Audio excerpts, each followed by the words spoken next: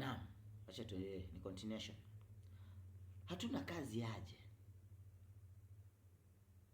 na masomo haya yote? University ngapi ziko Kenya? Malekchara wangapi wako Kenya? Maengineer wangapi wako Kenya? Magraduate wangapi wako Kenya? Pesa ngapi iko Kenya? Kama hatuna pesa kweli, hatuna thamani kweli, kwa nini wazungu wanang'ang'ania kuja Kenya? Kwa nini Elon Musk alikuja huku? Why do you think watu wanakuja Kenya kama hatuna maana? But tutakuta ni kama uchafu ndani ya akili zetu sisi wa Kenya. Wazungu waking'ang'ania kupigania nchi yetu, sisi tunang'ang'ania kutoka kwenda huko kwao. Hatuoni thamani katika nchi yetu. Nataka nikwambie tu kitu. Wana wa Israeli walienda Misri kutafuta chakula. I know you know the story ya Yusufu kuuzwa, na akaenda ka implement ile dream, wakafanya ukulima. Misri ni nchi jangwa, it's a desert country, but walifanya ukulima kupitia mto River Nile. Walitumia unyunyiziaji unyunyiziaji ni irrigation from River Nile, wakanyunyizia mashamba, wakamobilize chakula mpaka walikuwa wanalisha dunia kutumia mto uliotoka kwetu Kenya, Lake Victoria. We are the source of Lake Victoria, yet sisi source tunakufa njaa. Swali ni akili ama resource? Hizi akili zinatoka wapi? Kwa Mwenyezi Mungu. Lakini atatuachilia ujinga kwa sababu ya dhambi zetu. Tutajawa na chuki, kumchukia Ruto, Kasongo, Raila, wale tusaliti. Sasa nasema sasa ni mlima. Hakuna kitu, nakwambia hakuna siku hata moja huyu mtu atasimama hapa atatoa shida zetu. Hakuna. Kama unadhani hiyo, pole, haiwezekani, haijai happen. Uongozi sana naweza ongea uongozi mbaya, uzuri, jini sawa. Lakini kwanza lazima twende katika hizo realms na tuzibadilishe. Tusimame na jina la Yesu, tuvunje hizo altar, na Mwenyezi Mungu atatusikia.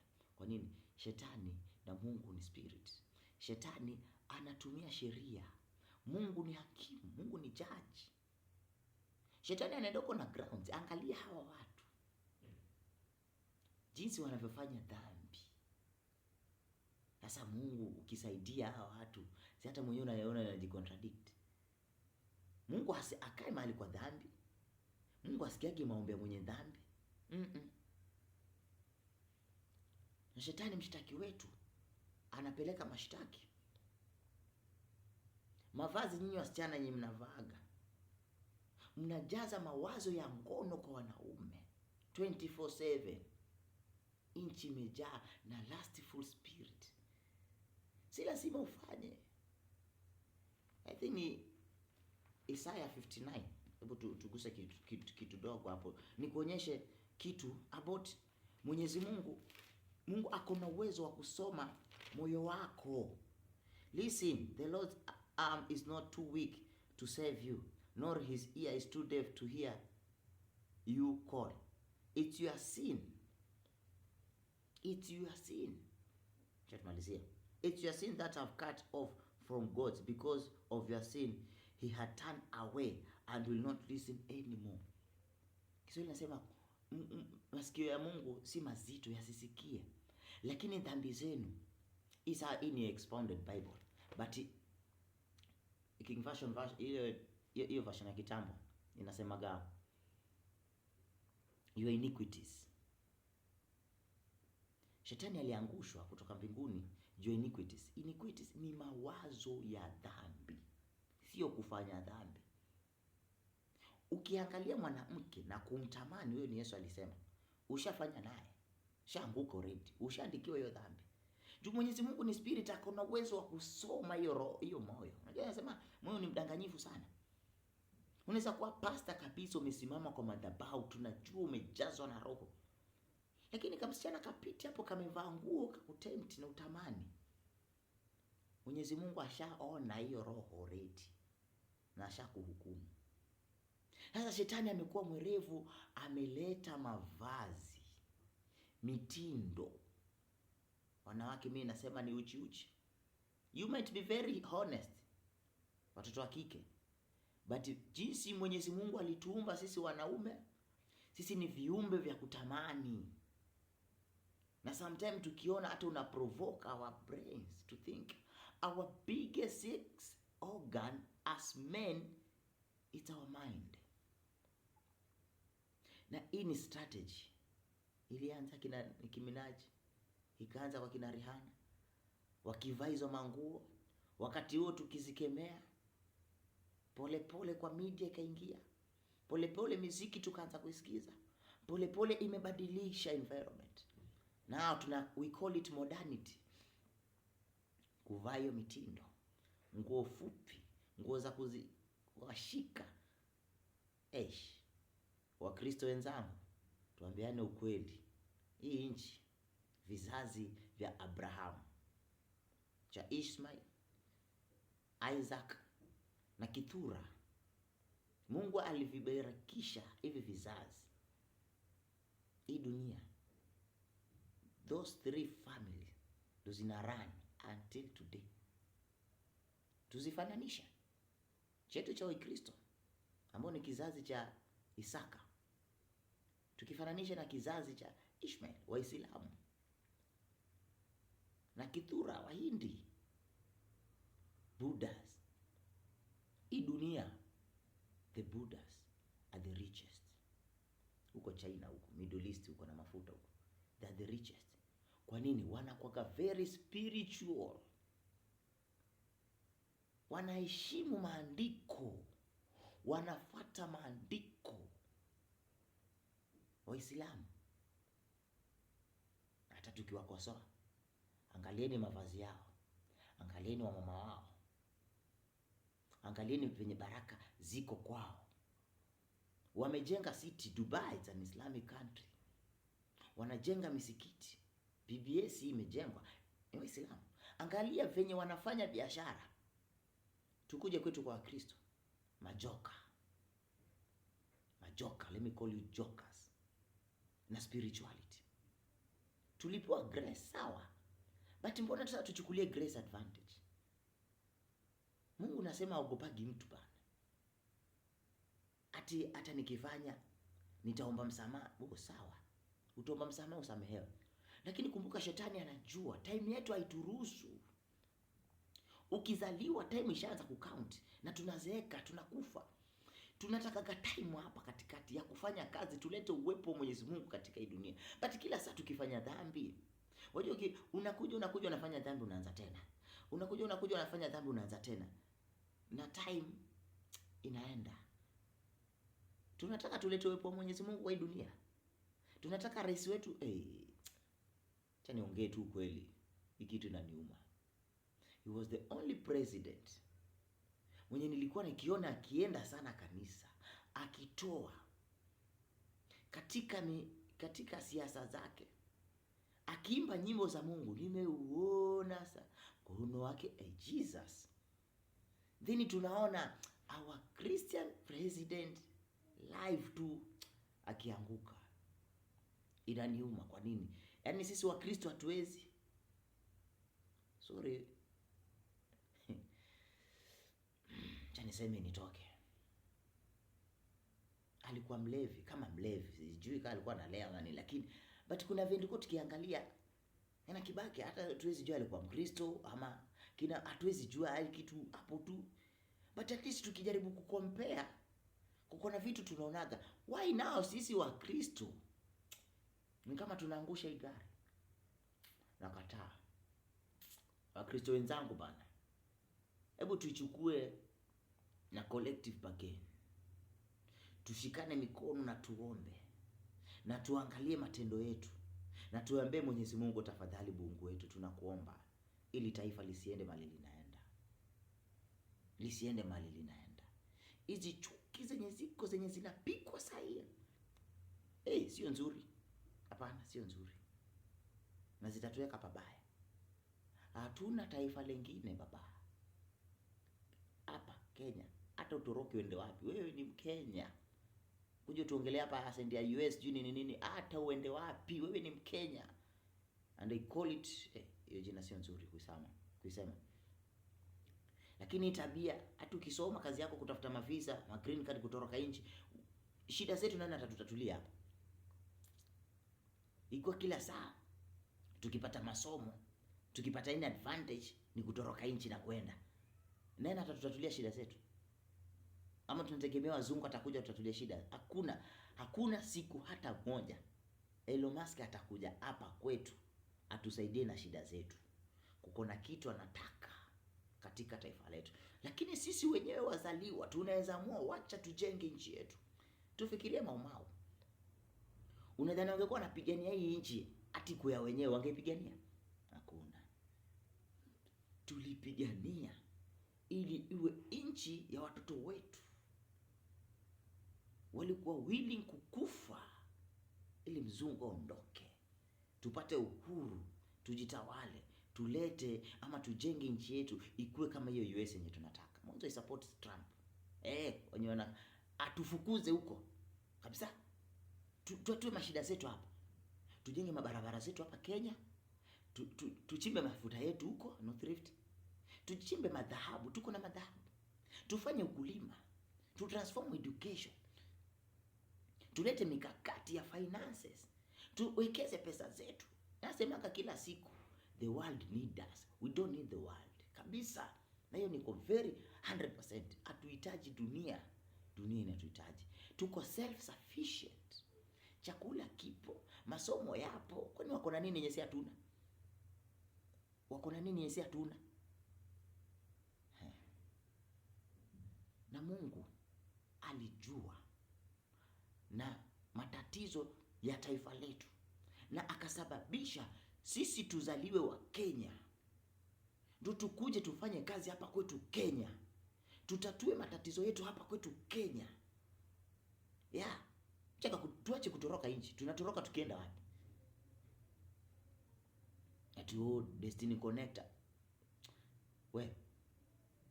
Kabla uzaliwe wewe, unanisikiza sasa hivi, Mungu alijua na alikuleta hapa kutatua shida fulani, kuleta suluhu hapa Kenya. Sasa ukitoa hiyo suluhu ukipeleka US, ukitoa hiyo suluhu ukipeleka China, umetatua shida za huko ama za kwetu?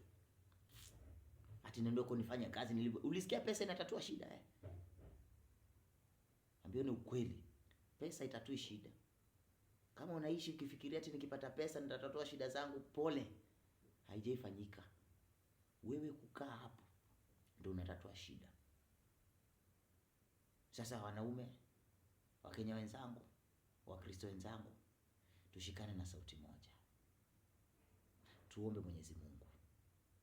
Tuangalie mienendo yetu, matendo yetu. Na trust me you, wanasema sikio la Mungu si zito lisisikie. Ni dhambi zetu zimetupeleka mbali na yeye. Lakini tukirudi, Mungu ni mwaminifu. Atasikia maombi yetu, atatuponyea nchi yetu, na hakika sisi sote tutaongea na sauti moja. Tunajifurahia ama tunafurahia kuitwa wa Kenya. Turudishe pride ya Kenya. Unaona US popote wakienda, United, mimi msema USA. They are proud of their country. What about us? Tuchukue ile proud na sio tabia zao. Tabia zao ni za ujinga, nasema kama wapelekeni mkawaambie. Nchi imechanganyikiwa. Hata hawajui paka mwanaume ama mwanamke ni nani. Bado nitasema tu Trump, I salute you sir. Alikuja akasema hiyo ujinga hakuna. Tunatumia agenda ya Mwenyezi Mungu. Si alizaliwa mwanamume ama mwanamke hivyo, na akasimamia. Ataipray pia Kenya tuingie, tuache ujinga, kukopi mambo ya kijinga. Finally tunaleta umende katika nchi yetu, tunasema tutapigana. Shetani, na nakwambia tu kweli. Na hizo vitu na hizo strategies zenye nazileta, tutakutana. Wewe na hizo spirit zako, na sisi na Mwenyezi Mungu na Roho Mtakatifu. Wacha tukutania hapo juu, but watoto wetu hawataangamia katika hiyo line. LGBTQ. Una finance hizi vitu ndio ziharibu taifa. Tumademu anaitana babe. na ndume hakuna. Mimi nakataa na siwezi kubali, hakuna siku hata moja, hata mniambie ni modernity aje, I refuse. It is not biblical, na hii ndio constant. Hakuna ati ni modernity, ati my life my choice, hakuna. Sisi ni watu wa kingdom, na mfalme ndo anatengenezaga sheria, sisi tunafuata. Nchi ni ya Mwenyezi Mungu. Maisha yako jinsi unapumua ni Mungu. Mungu amua tu wewe hauamki, hakuna kitu utafanya na pesa zako zote zenye uko nazo. Uwezi. Huyu Mungu tumpe space yake. Na hakika mashida zetu atatutatulia mambo mengi sana. Mengi, kila kitu. Ndoa, uchumi, afya, security, zote Mwenyezi Mungu ako na uwezo kutatua. Lakini lazima tumpe hiyo space, ndo atuweze kutatulia shida zetu na tuweze kuishi nchi ya mafanikio. Kenya ni nzuri. Trust me, Kenya ni nzuri. East Africa wanatamani wawe Kenya. Unaweza ongea chochote kwa president na president anaendelea, technology iko juu, university ni mingi, tuko na nchi yenye nguvu, taifa lenye raw material, physical features zimejaa kwetu. Akili tu. Naona hii tunaunganisha hii, tunaunganisha pale. Nafungua kazi pale na pale. Na sio kutegemea serikali, hapana, hata serikali inategemea sisi. As entrepreneur inatutegemea. Inataka tulete akili mpya, bidhaa mpya, tu export nje ziende. Sio kila saa hapa kuletwa mitumba tu, kila saa uimportia tu masimu na ma TV kuletwa tu. Mbona tusione vitu zetu hapa tujitengenezee hapa na tuwapelekee huko nje? Kwani wako na nini yenye si hatuna? Kwani ni Mungu gani wanaomba? Mungu ni mmoja. Either wanatumia sijui Buddha, wanatumia sijui Allah. Mungu ni yule mmoja, tukitumia yeye. Mungu ni yule mmoja. Wote wanaomba huyo Mungu. Hata ushetani anajua Mungu ni nani. Na kama tunaomba tu direct kwa Mwenyezi Mungu, mbona wengine wapewe sisi tusipewe? Ni mentality. Mentality. Nilikuwa nihubiri kuhusiana na vision about the eagle, lakini wacha niseme hiyo ni part 2. Tutakuja tuidiscuss hapa. Acha nipatiane tu intro. Mentality of an eagle, na iko na 8 aspect. Hizo mentality za eagle, na tutazidiscuss I believe by kesho kwa uwezo wa Mwenyezi Mungu. Wanasemaga mentality of an eagle, a powerful motivation story. Nitaelezea kwanza mentality ya eagle anafikiria aje. Sasa nataka tufikirie kama eagle. Alafu hizo characteristics zake unaambiwa eagle fly alone at high altitude. Uko juu peke yake. Hebu chora kitu kubwa, uishiki uko juu peke yako. Yaani leta kitu, a very unique thing yenye inaweza tatua mashida za Wakenya wote.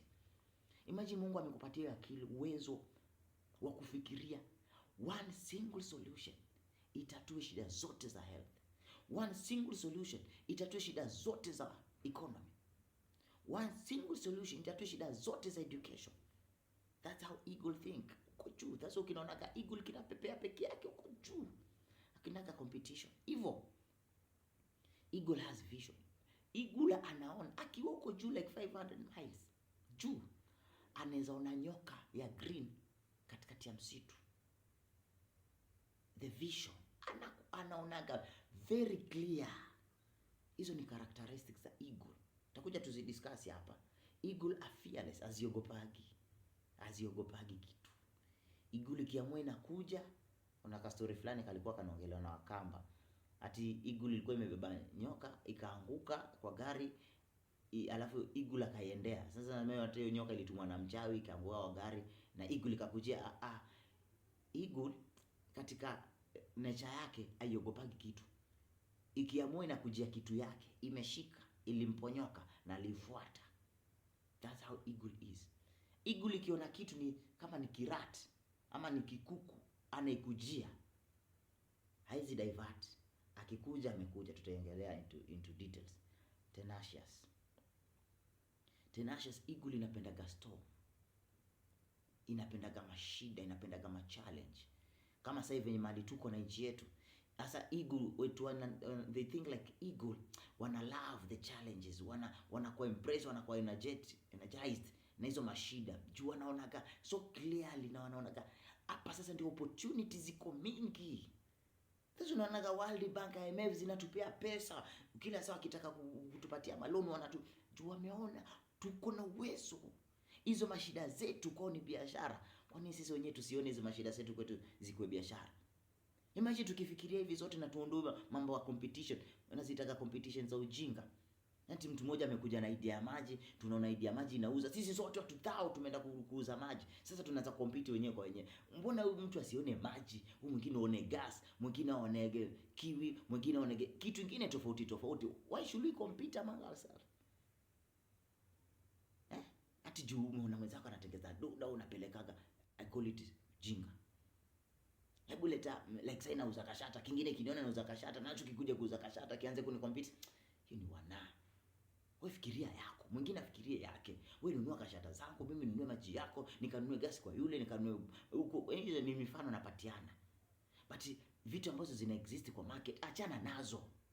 Tuletee yako mpya. Na wewe ukiona uachaga kukopi, tafuta yako. Hivi ndio uchumi unajengwa anyway. Eagle never eat dead things. Hiyo ni character. They don't celebrate their past success. Hiyo ndio inamaanisha. Sasa tujuko na degree hapo unaturingia daily. Chaka wana. Hata umenunua gari moja hapa daily atulali. Ukishaipata, the moment niliwahi nasema every finishing race it's a beginning of a new race. Yaani wakati unamaliza degree ni mwanzo wa master. Ukimaliza master ndio mwanzo wa PhD. Hivyo ikiendelea. Uko na degree pengine ya finance, unakuja unafanya degree pengine ya law, kila mwisho wa kitu ndio mwanzo wa kitu kingine. Isikuwe like ati nikipata hapa basi ushafika baba kutani atulali juu chaga wanata na wewe. Hizo ni characters za ego. Hiyo kitu iko ndani yetu like hatukui satisfied. Hiyo ako ka greedy katika uzuri. Sio kuna milioni bado unang'ang'anisha milioni nyingine, wengine unawanyanyasa lakini bado unataka usonge, hapana. Wacha ipande faida. Ina kitu inatoka golden rule. Yaani make sure pesa yote inakuja kwako. Kuko na faida fulani umeipatiana kwa watu. Wanashukuru wametatuliwa matatizo yao. Usipate pesa kwa wengine wakiwa na shida. Usiue, ndio. Na kifungo kinasema usiuze umbwa na paka ukaleta sadaka. Mungu hawezi kubali vitu kama hizo. Usinyanyase, usijiuze huko. Uza pombe. Naletaga sadaka. Na criticize. Imeandikwa kwa Biblia. Mbaya. Juu unauzia watu pombe, unajiuza hivyo, unatia addiction kwa watu. Unatia makansa. Unachomea maini. Unatajirika, watu wanakufa. Hatunaita tajiri. Biblia inasema ndivyo ulivyofanya, mimi nikanyamaza. Ukafikiri mimi ni kama wewe. Unawauzia pombe, unawauzia bangi, unawapea ngono, unawauzia madawa, unawaharibu akili zao. Ukidhani wewe utafaulu na familia yako, pole. Kama pastor wako akwambia uko kanisani mimi sadaka yako sitaki, na mimi nitakwambia pole baba. Watu wa Mungu ndio unawatesa. Unawanyanyasa, kuwafinyilia kwa faida zako. Hii dunia ni ya Mungu. Hiyo kifungu kinasema I will rebuke you. Acha nikusomee. Imekuja tu hapo by the way, lakini acha nisome. Psalms 50:21. Hizo ni Zaburi za Daudi. Inasemaga hivi 21. Zaburi 50 not 51. 50:21 nasemaga, while you did all this I remained silent, and you thought I didn't care, but now I rebuke you. Listen all your charges against you. Wewe kama unafanya biashara haramu, na ni mingi katika taifa letu. Pombe ni mingi, biashara za klabu ni mingi, hata kushinda makanisa na shule. Tunadhani ni kuomoka. Hakika yake huyo ni Mungu. Hawa tunawatilia makansa hao. Hawa tunawachomea maini hao. Hizo pombe zinavunja familia hizo. Hizo pombe zinakula mali hizo. Hawa watu wametiwa uraibu. Hawawezi wakaacha pombe, masigara na malaya. Hawawezi. Wewe kwako unaona tu ni pesa. Hii pesa hii hakuna mali itakufanyisha. Hakuna. Kama pastor wako anakuogopa, mimi nitakwambia hakuna siku utajenga empire useme nimejenga, nimeridhika. Wewe wakinyanyasika, hata pia utalipia. Lisema repent or at least everything against you, na utalipa moja moja. Hebu tumalizie. Repent all of you who forget me, or else I'll tear you apart, no one will help you. Tubuni na muache, la sivyo nitawararua. Baba, Mungu si mwanadamu, Mungu si Baraka. Mimi sina uwezo wa kukurarua, lakini Mungu akisema nitakurarua. Baba, hiyo ni nzito baba. Baba, hiyo ni nzito. Ama unasema pombe ni mbaya. Tusome kitabu cha pombe hapa. Proverbs za Suleiman 31, the whole chapter. Nasema the saying of King Lemuel contained this message, which his mother taught him. O my son, O son of my womb, O son of my foe, do not waste your strength on women, on those who ruin the king. Usipoteze nguvu zako kwa wanawake, hao ndio wanaharibu wafalme. Wanadhani kukula na kulana ati ni starehe.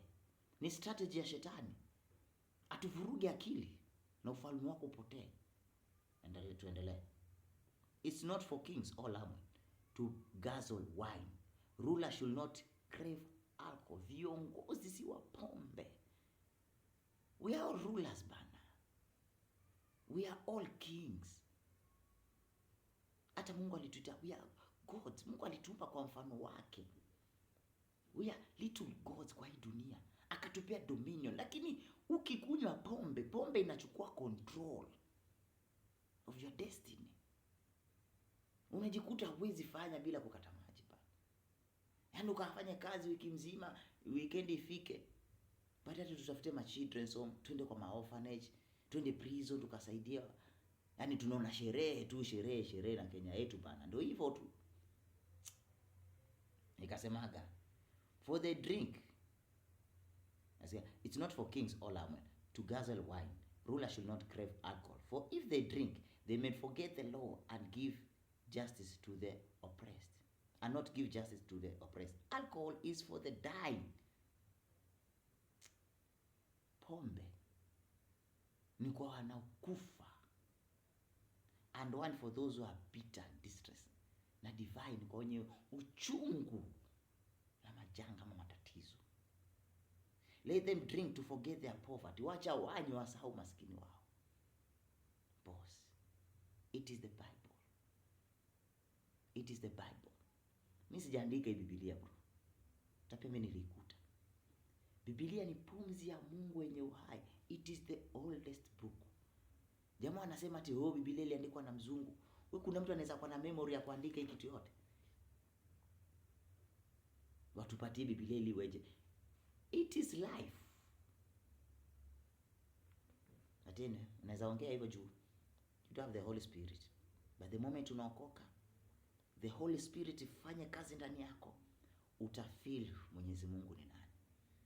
Pastor Mgova akasema siku nyingine, unataka kuona sijui ushaona njaa? But unaisikia. You feel God.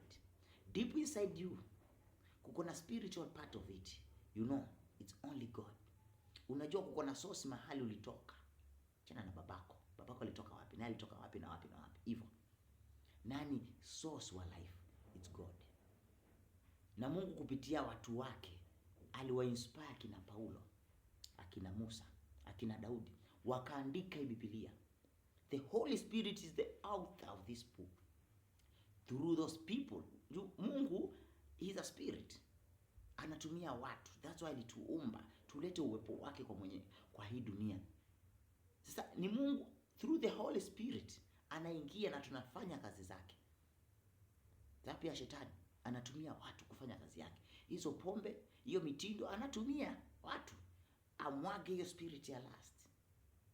Apoteze taifa.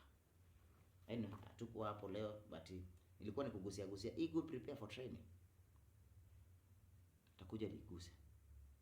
Prepare for training. Eagle possesses vitality. It's a lesson for tomorrow.